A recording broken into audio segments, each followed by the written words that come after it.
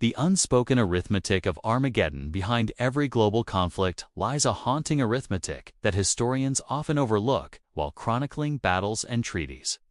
The cold calculus of profit. While political ideologies clash on the world stage and soldiers fall on battlefields, a parallel shadow economy hums quietly in corporate boardrooms. Trading floors and offshore bank accounts, an economy that doesn't just survive wartime but thrives because of it. This is the billion-dollar secret. Modern warfare isn't an unfortunate breakdown of civilization. For powerful economic actors, it's a highly lucrative business model. The scale of this enterprise defies imagination.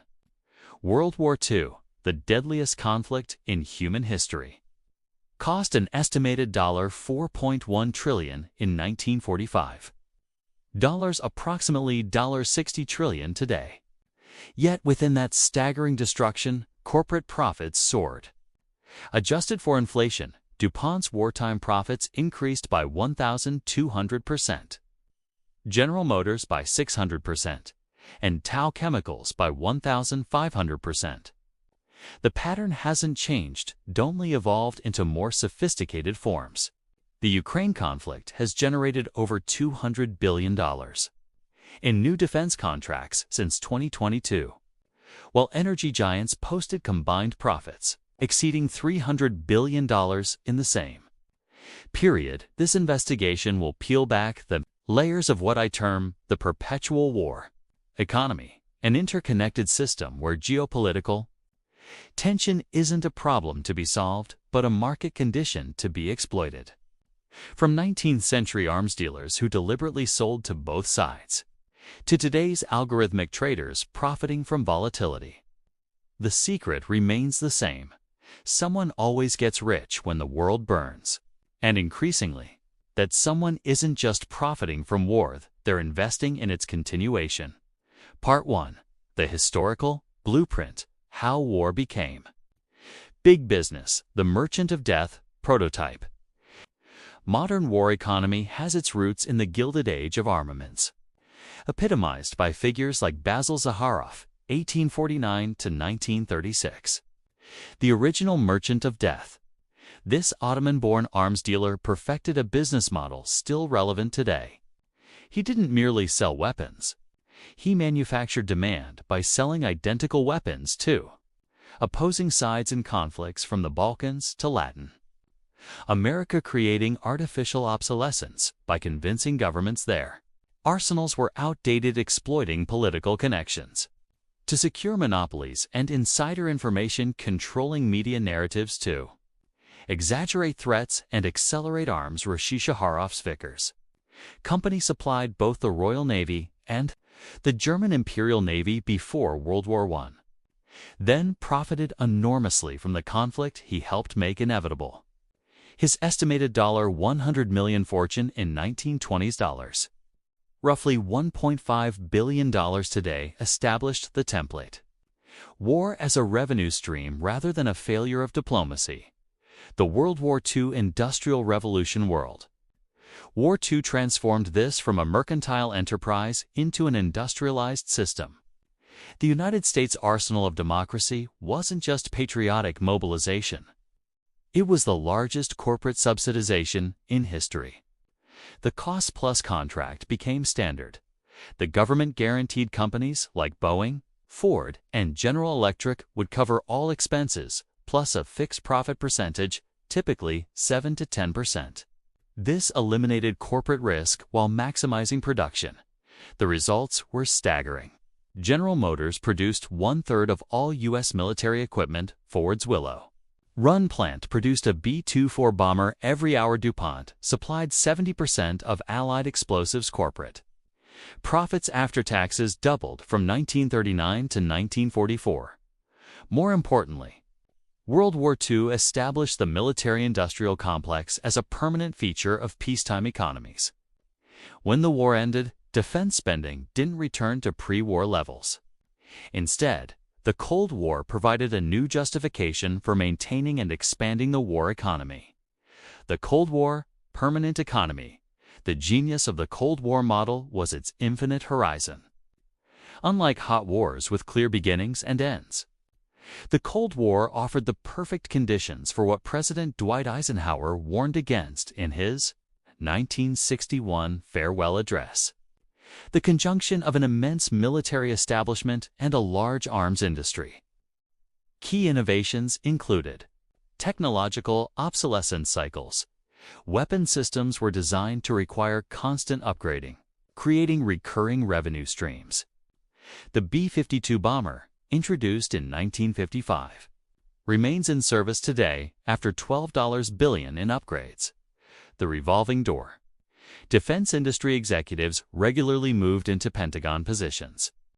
Then back to industry, ensuring favorable policies and contracts. Think tank industrial complex. Government-funded research institutions like RAND Corporation produced studies justifying ever-increasing defense budgets through worst-case scenarios. Global proxy wars.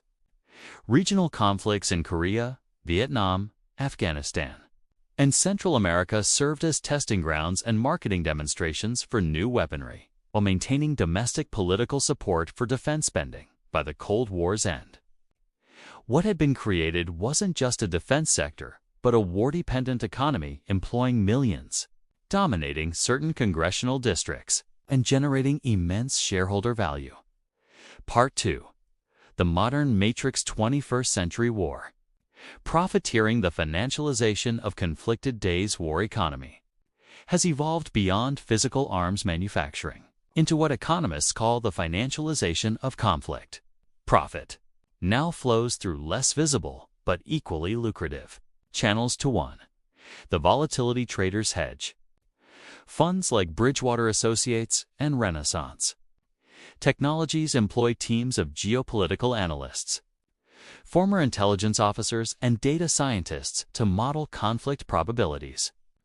Their algorithms don't just react to war, they anticipate it and position complex derivative instruments accordingly. The 2022 energy crisis following Russia's invasion generated an estimated $60+ billion in profits for commodity trading desks at firms like Goldman Sachs, VTEL, and TRA-FIGURA.2. Private equities, shadow. Military private equity firms have quietly acquired dozens of military contractors, creating what the Stockholm International Peace Research Institute calls the financialization of the arms industry. Companies like Blackstone, KKR, and Carlyle Group now control major defense suppliers through complex ownership structures that minimize transparency and maximize returns. The Carlyle Group, whose past advisors included George H.W. Bush and John Major, has been particularly successful in turning defense investments into consistent 20%+ annual returns. 3.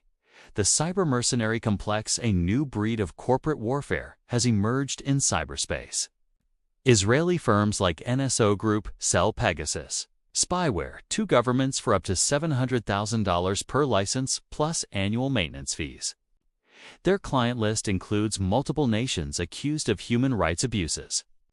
American firms like ZeroFox and CrowdStrike sell cyber intelligence services that blur lines between corporate security and state espionage. The global cybersecurity market, supercharged by digital warfare fears, is projected to reach $500 billion by 2030. The resource control paradigm. Modern conflicts increasingly center on critical resources rather than territory per se. The profit mechanism here is sophisticated. Energy weaponization. Russia's manipulation of European gas supplies demonstrated how energy dependence creates geopolitical leverage. But the profits extend beyond Russia. ExxonMobil, Shell, and Total Energies posted combined 2022 profits of $150+ billion following the Ukraine invasion, not from increased production, but from price arbitrage made possible by market disruption. Rare earth monopolies. China's dominance of rare earth elements, controlling 80% of processing capacity, has turned minerals into strategic weapons. The resulting Western scramble to develop alternative sources has created a mining investment Boom with questionable returns but guaranteed government subsidies. Companies like MP Materials saw stock valuations multiply based on strategic importance rather than traditional financial metrics. Food as a financial weapon for companies. Cargill, a DM Bunge and Louis Dreyfus control 70 to 90% of the global grain trade. When conflict disrupts food supplies, they don't merely suffer losses. They profit from arbitraging regional shortages. Cargill's 2022 revenue increased 23% to a record $165 billion despite global food crises. The reconstruction rackets. The most cynical profit center emerges after destruction: the reconstruction industry. The pattern is well established. Conflict destroys infrastructure, often using weapons sold by Western firms. The same nations that supplied weapons provide aid and loans for. Reconstruction Western engineering firms secure no-bid contracts to rebuild what was.